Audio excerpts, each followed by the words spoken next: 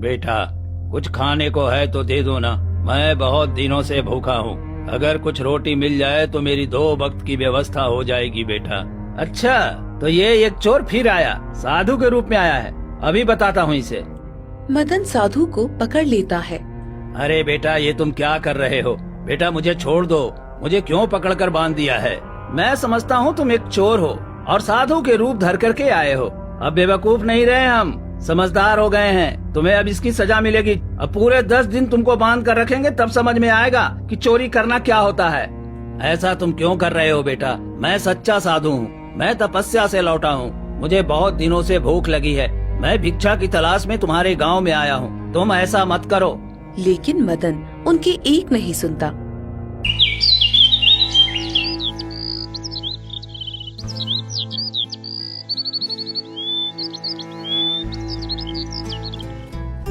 और साधु को मुखिया के पास ले आता है। देखिए मुखिया जी, मैंने एक ढोंगी बाबा को पकड़ा है।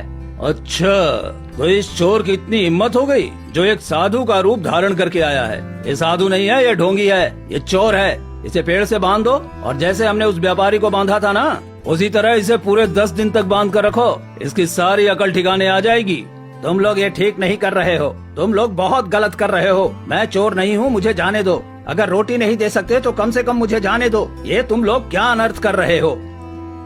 पर मुखिया एक नहीं सुनता और उसे पेड़ से बंधवा देता है।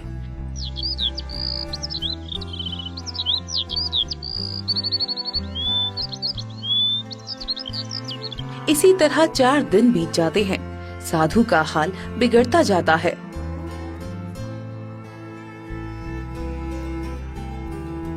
अरे भगवान के लिए कोई तो मेरी बात सुनो, मुझे एक वक्त का खाना दे दो, मुझे बहुत प्यास भी लगी है। अब और मेरी प्रताड़ना मत करो। एक साधु के साथ तुम लोग ठीक नहीं कर रहे हो। अरे तुम्हें श्राप लगेगा, श्राप। देखो, ये साधु हमें श्राप दे रहा है। अरे ऐसा ढोंगी साधु हमें श्राप दे सकता है क्या? ये अच्छा मजाक कर रहा है। तुम लोगों ने चोरी की वजह से मेरे साथ ही किया है। मैं तुझे श्राप देता हूँ कि तुम्हारे गांव में चोरी चलती रहेगी और ये चोरी कभी नहीं रुकेगा। ऐसी चोरी होगी कि किसी को कभी चोर नहीं दिखेगा। जैसा तुमने मुझे अपमानित करके 4 दिनों से बांध कर रखा है, मैं भूख प्यास से तड़प रहा हूँ, इसी तरह तुम भी तड़पोगे और यही मेरा श्राप है। किसी तरह रात हुई। साधु बिना पानी और खाने के तड़प रहे थे और तड़प तड़प कर अपना प्राण वहीं त्याग देते हैं।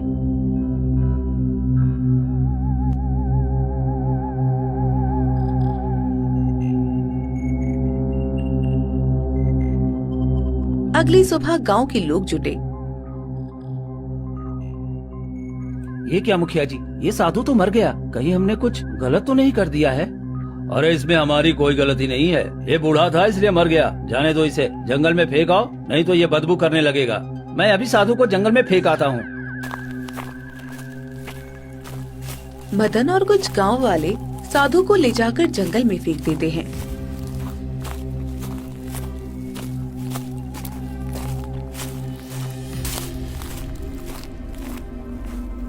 कुछ दिन बीतते हैं और अचानक एक गांव वाला फूट फूट कर रोने लगता है। हे भगवान, ये क्या हो गया? मेरे घर के सारे जेवर गायब हो गए और मेरी पत्नी ने आत्महत्या कर ली। ये तुम क्या कह रहे हो? भला हमारे गांव में तो चोरी रुक गई थी, फिर चोरी कहाँ से हो गई? पता नहीं, हम सब खाना खा ही रहे थे कि अचानक मेरी पत्नी उठी अलमीरे से कपड़ा निकालने और देखा कि सारा जेवर गायब है। वो इतना महंगा जेवर था कि उसे देखकर मेरी पत्नी को हार्ट अटैक आ गया और वो इस दुनिया से चली गई। अरे मैं तो लुट गया, बर्बाद हो गया, मैं कहीं का नहीं रहा। और सबसे बड़ी बात कि कोई चोर भी नजर नहीं आया। ये कैसे हो सकता है? भला ये चोरी, वो भी आंखों के सामने, बिना किसी के होने से? ये तो सच में बड़ी घटना है। हमें अब पूरी रात पहरेदारी करनी पड़ेगी, तभी हम इस चोरी को रोक सकते हैं। फिर उस रात पूरे गांव वाले जाकर पहरेदारी करते हैं।